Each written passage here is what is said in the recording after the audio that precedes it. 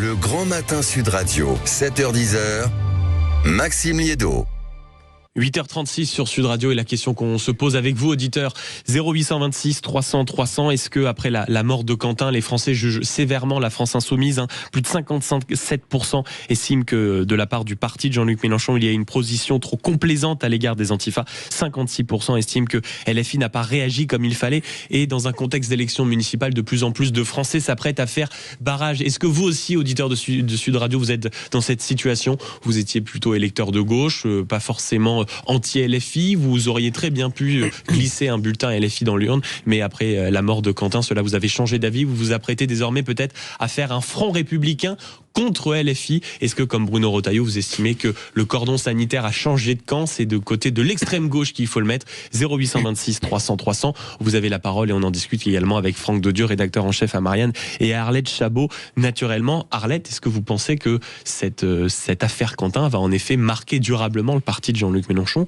au point que les Français vont, ça y est, avoir envie de faire front républicain contre la véritable question est l'impact sur l'électorat de la France insoumise, l'ensemble des Français.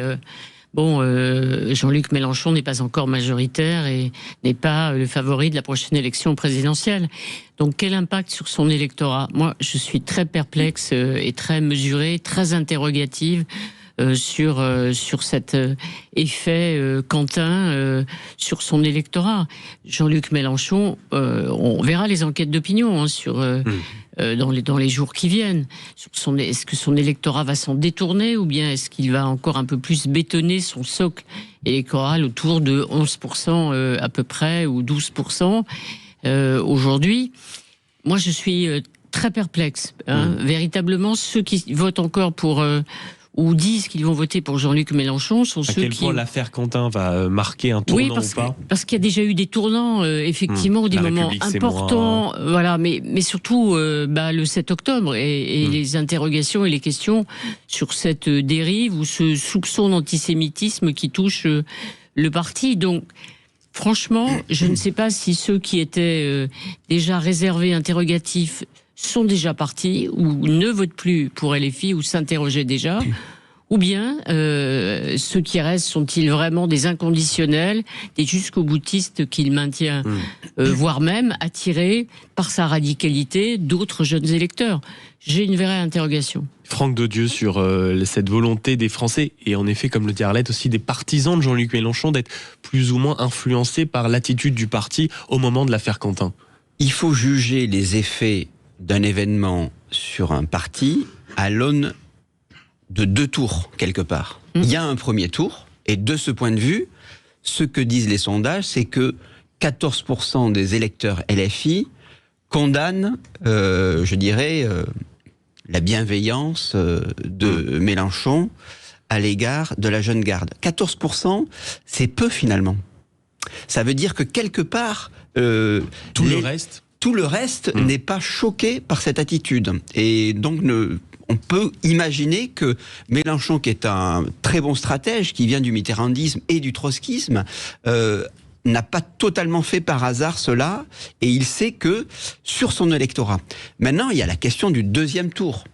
Et à partir du moment où LFI, ne sera pas partout, par exemple au municipal, qualifié, se posera la question des alliances, se posera la question des fusions de listes avec le PS. Et de ce point de vue-là, il ne faut pas simplement regarder l'électorat LFI, il faut regarder l'électorat de gauche. Et vous avez, dans ce même sondage, les socialistes qui disent « Attendez, moi, j'avoue que je suis très échaudé, et la perspective de voter pour un parti indirectement pour le parti LFI, je pourrais y renoncer. » Donc de ce point de vue-là, ça veut dire moins de sièges, moins de conseillers municipaux pour LFI. Ça a des effets.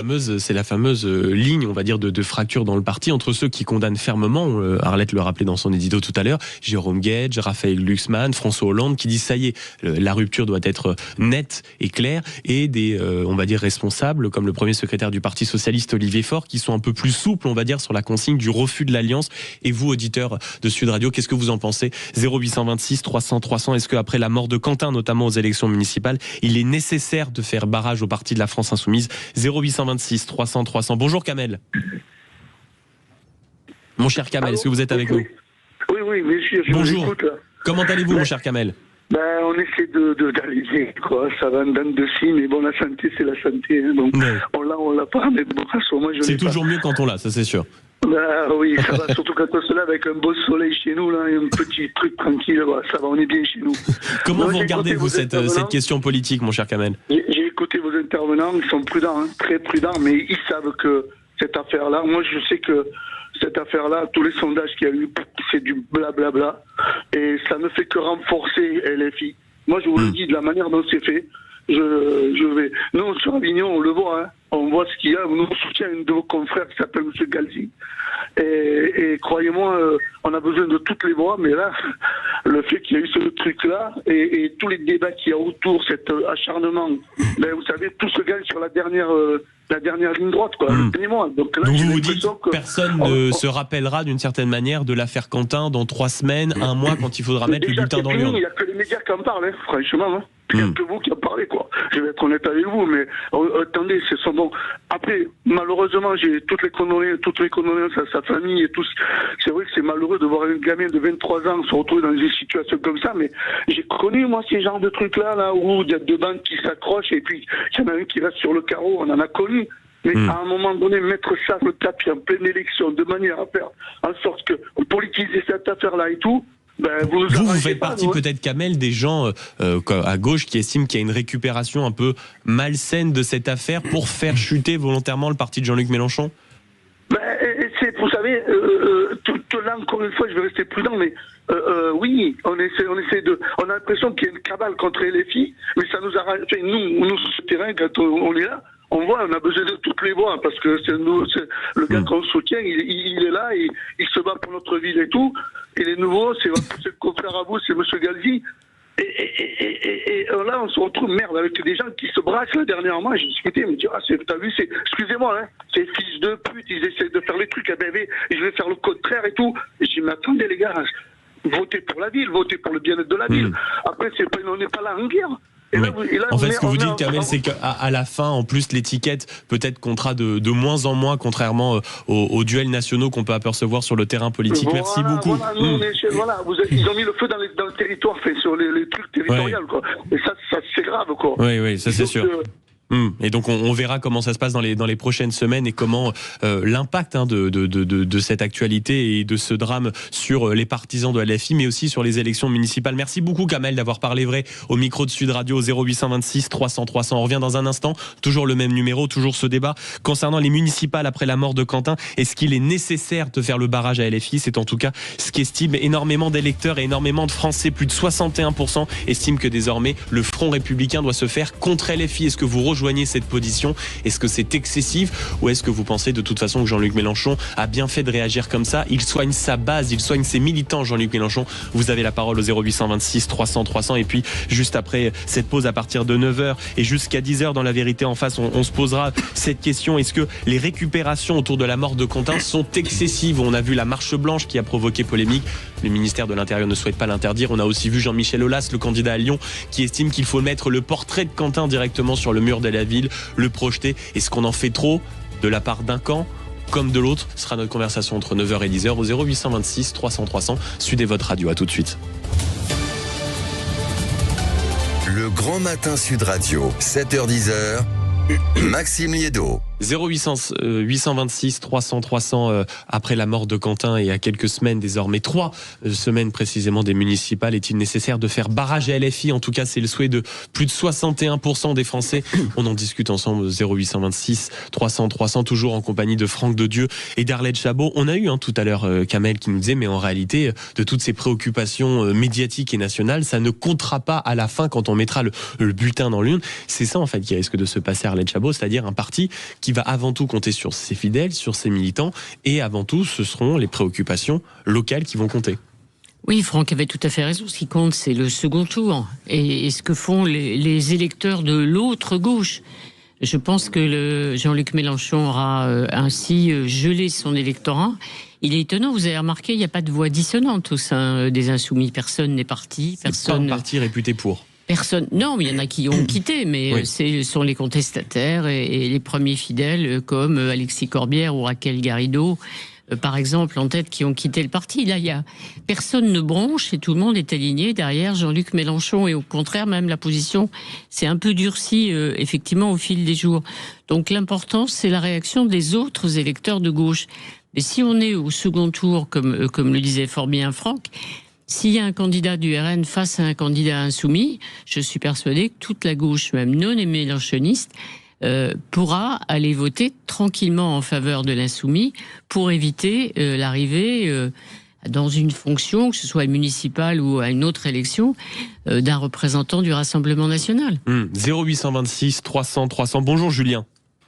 Oui, bonjour Maxime, bonjour à tous les auditeurs et bonjour également à vos intervenants. Comment allez-vous, mon cher Julien ?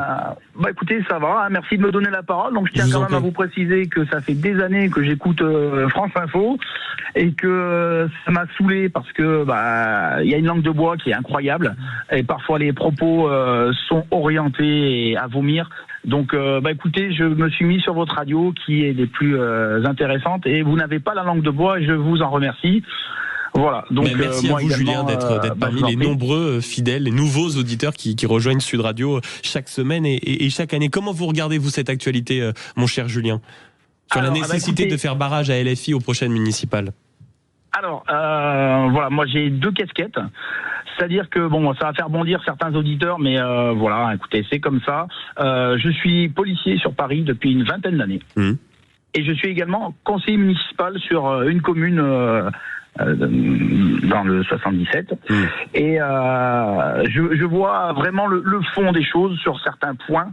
Je constate des choses, et c'est pour ça que je vous disais, quand j'entends et que je vois certaines choses dans les médias, c'est à bondir, parce que moi je vois vraiment l'envers du décor sur certains points. Et on vous dit pas toute la vérité. Concrètement, qu'est-ce que vous voyez, mon cher Julien ? Parce que j'imagine que c'est par rapport aux agissements de certains élus insoumis, c'est ça ? Donc vous, qu'est-ce que vous voyez sur le terrain concrètement ?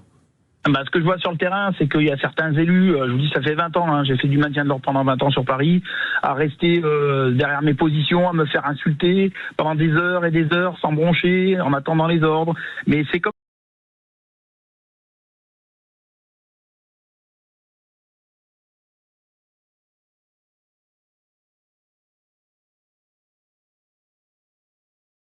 patrie, l'amour de la France. Et donc vous voyez que ça n'est pas visiblement ces valeurs qui sont prônées de l'autre côté de l'échiquier politique, c'est ça ? Non, parce qu'on vient vous haranguer, on vous insulte, et dès que les médias sont là, hop, on se met son écharpe tricolore sur l'épaule, et après, c'est fini, on peut plus rien dire, plus rien faire. Donc vous, personnellement, Julien, ce sera un bulletin, peu importe lequel, mais contre LFI aux prochaines élections municipales. Pour vous, ce n'est même pas un sujet de réflexion ? Non, c'est pas spécialement ça. Après, comme le disait Kamel, il faut quand même être pragmatique sur sa ligne de conduite, et il faut quand même regarder les programmes de chacun. Malgré tout, parce que là, les municipales, ça va concerner tout le monde directement. C'est pas comme les autres élections. Là, c'est pour le bien-être de sa commune, c'est pour son bien-être à soi, c'est pour le mieux vivre ensemble. Vous voyez ce que je veux dire ? Bien sûr. Donc, moi, au niveau effectivement des communes, quand j'entends le parti La France Insoumise notamment, qui dit qu'il faut désarmer les policiers, ils ont raison, bien sûr. On va aller faire un petit peu notre travail avec des petits panais en osier et puis des fraises tagada, comme ça, quand on fera comme chez le médecin, une petite piqûre de rappel, c'est pas bien, une petite tape derrière les oreilles, et puis on donnera un paquet de bonbons. Non, c'est pas comme ça que ça marche. C'est pas comme ça. Ça, c'est le genre de propos qu'il faut pas tenir. C'est pas possible dans notre société actuelle. Il y a tellement de violences de part et d'autre, bien sûr. Il faut condamner ceux qui soufflent sur les braises. Tout ça. Et ceux qui soufflent sur les braises. Voilà, ça c'est important. Et comme je vous dis, il faut faire preuve de pragmatisme et de discernement. Donc non, il y a des choses qu'on peut faire, il y a des choses qu'on ne peut pas faire. Et donc forcément, au bout d'un moment, il y aura une responsabilité pour ceux qui mettront un bulletin dans l'urne, comme le laissait d'ailleurs entendre la porte-parole du gouvernement plus tôt dans la semaine. Merci beaucoup, mon cher Julien, d'avoir été avec nous. Et donc, bienvenue parmi les nouveaux auditeurs de Sud Radio. Et merci beaucoup d'avoir pris le réflexe du 0826 300 300. Arlette Chabot et Franck Dedieu, je vous propose d'aller directement sur le terrain aussi, puisqu'il y a une ville qui est soumise à la pression de la gauche. C'est la ville de Toulouse, puisqu'il y a une enquête IFOP fiduciale Sud Radio pour la dépêche du midi, et on est justement avec Lionel Laparade. Bonjour. Bonjour. Directeur de la rédaction de la Dépêche du Midi, c'est avec votre journal notamment qu'on partage ce sondage exclusif IFOP sur les élections municipales et un maire sortant qui n'est pas du tout sûr, si vous voulez, de repartir dans sa mairie à la suite du prochain bulletin. Pas du tout, et c'est pas vraiment une surprise, j'allais dire, parce que depuis 2014 que Jean-Luc Moudin, centriste, est élu, eh bien, il n'apparaît jamais en favori, vous voyez.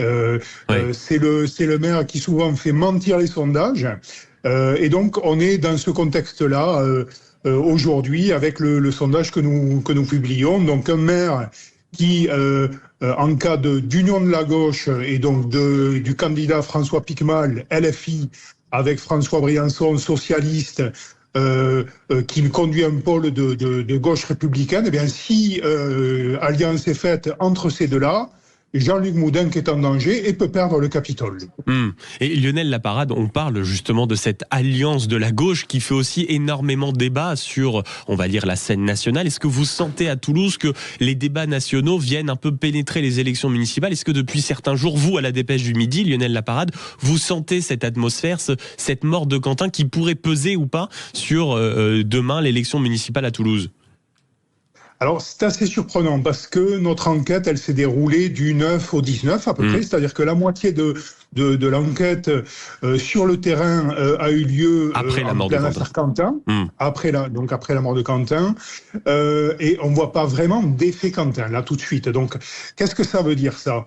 Bien, écoutez, soit le sujet n'a pas encore complètement infusé auprès de la population, soit depuis le 7 octobre, eh bien, le socle électoral de LFI s'est recentré sur ses fondamentaux et les électeurs de gauche républicaine qui avaient pu se laisser séduire par l'étiquette LFI, eh bien, l'auraient quitté. Donc ça, on va voir ce qui se passe dans les jours à venir.